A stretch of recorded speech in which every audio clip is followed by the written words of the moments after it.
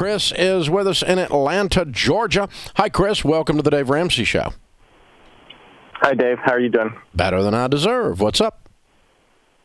Yeah, I just had a question. My wife and I are out of debt and have always invested every month in mutual funds, similar to what you talk about, and would like to get into real estate and just want to know better how to get comfortable, right? I understand mutual funds. I'm comfortable with them. You know, putting $150,000 or $200,000 down in, one buy for a house just seems a little overwhelming to me. Yeah, well, it is. It's a lot of money, and especially if it's a large percentage of your world.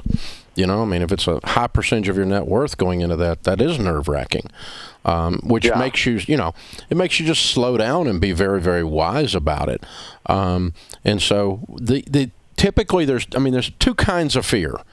There's the kind of fear that says, I'm scared of driving a car because I've never driven one before, or riding a bike because I've never ridden one before.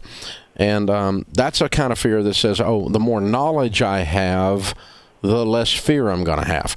The other kind of fear is don't touch a hot stove or walk out in front of a bus, which keeps you alive.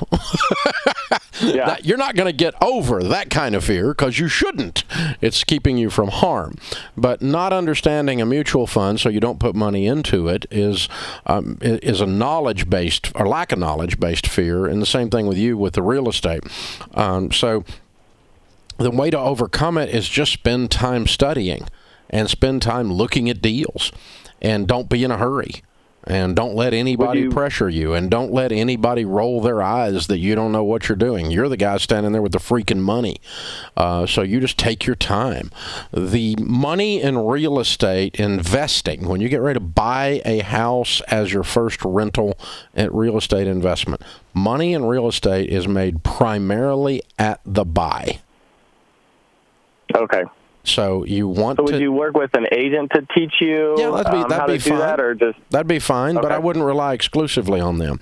It's a matter of, it won't hurt my feelings. It might hurt the agent's feelings. They might not want to screw with you, but it wouldn't hurt my feelings if you walked through 50 houses before you bought one. Mm-hmm. But if you did that and... Just to make sure you get a good deal. What area of Atlanta are you in?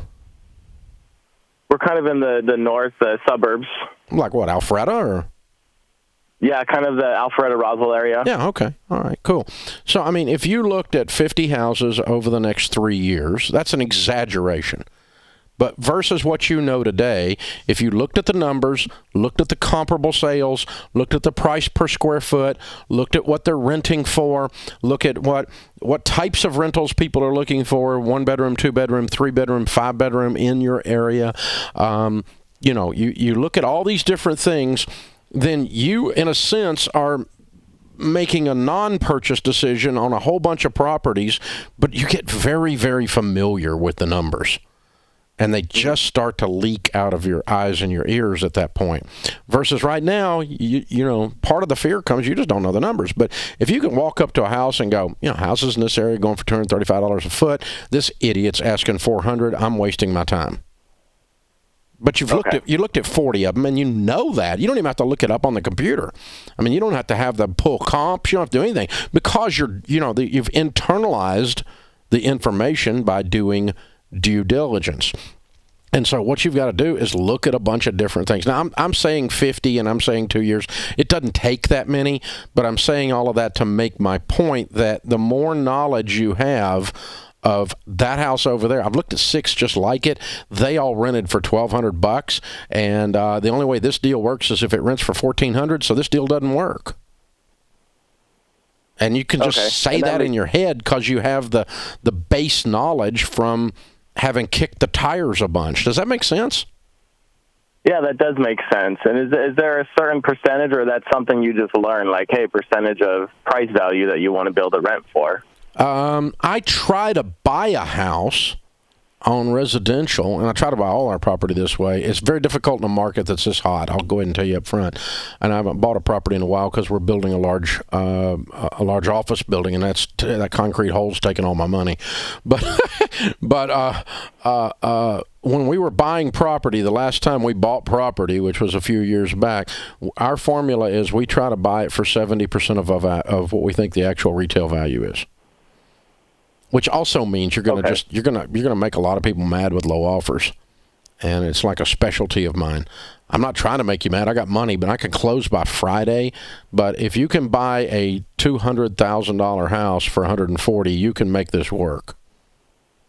You can make it work every time. That makes sense when you have cash on hand, and we're not in a rush because we're not trying to move into the house. Exactly, and I don't care if it needs, if it's got heavy repairs, I might deduct repairs from that as well.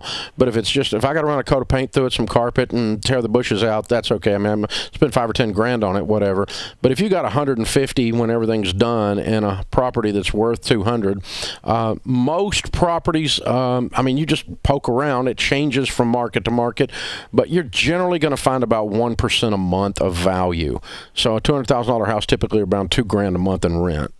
And that's a rough and dirty, and that will change from market to market. So you need to learn that for your market.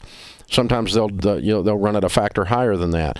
But if you pay cash for $150,000 for something, and you can roll $24,000 off in top line minus expenses to get to your net profit on that property in cash on cash returns in a year, you will make good money. You'd be at an 8 to a 10% rate of return on your money before we got to appreciation, which also adds to your the fact that $150,000 house is now worth $200,000. You've already made $50,000 before we started. And so the appreciation starts to kick into your overall rate of return. But I look at a cash-on-cash rate of return after monthly expenses, after annual expenses.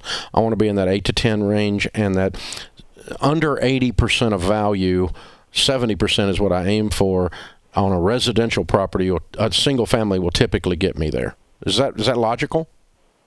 Yeah, well, that makes sense. I think it's just about the knowledge, like you said, to get comfortable. Yeah, it's just like, okay, I've driven 6 different kinds of sports cars that cost around $50,000, and I know that the Lexus has this, I know that the Beamer has that, and you can start to make a comparison.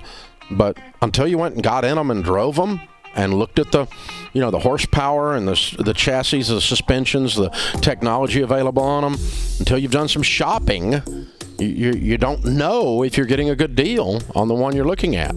And comparison and knowledge of the marketplace is what gives you that.